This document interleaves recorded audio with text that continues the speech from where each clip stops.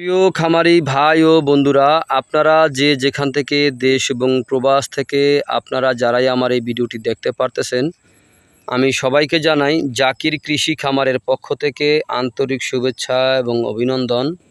এই যে আমার সামনে যেই ঘাসটা আপনারা দেখতে পারতেছেন, এই ঘাসটার নাম হচ্ছে ইন্দোনেশিয়ান স্মার্ট নেপিয়ার ঘাস, গরু ছাগলের ঘাস। এই ঘাসটি গরু ছাগল ভেড়া মহিষ সকল গবাদি পশু এই ঘাসটি খেয়ে থাকে। এই ঘাসটি নরম ঘাস। এই ঘাসটি গরু ছাগলকে খাওয়াতে কোনো মেশিনের প্রয়োজন হয় না। এই ঘাসটি গোড়া থেকে কেটে দিলে সম্পূর্ণরূপে এই ঘাসটি খেয়ে থাকে। এই ঘাসটির যদি 4 থেকে 5টি গিটের একটি কাটিং যদি আমরা প্রথমে রোপণ করি, তো একটি কাটিং থেকে প্রথমে প্রায় 80 থেকে 100টির মতো চারা প্রথমে গজিয়ে থাকে।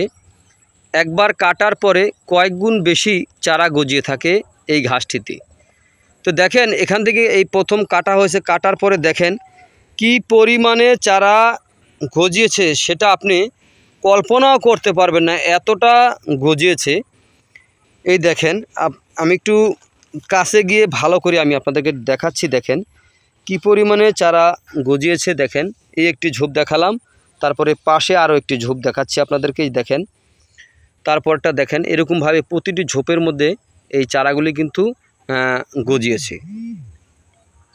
এই ঘাসটি যদি আপনারা খাওয়াতে পারেন, তাহলে আপনার দুধ ও মাংস বৃদ্ধি হয়ে থাকে। তো এটা বৃদ্ধি হওয়ার কারণ হচ্ছে আপনার এই ঘাসটিতে আপনার ভিটামিন রয়েছে 30%, প্রোটিন রয়েছে 25%। এই ঘাসটি নরম ঘাস, পাতাযুক্ত ঘাস। এই কারণে এই ঘাস খাওয়ালে আপনার দানাদার খাদ্য খাওয়াতে হয় না।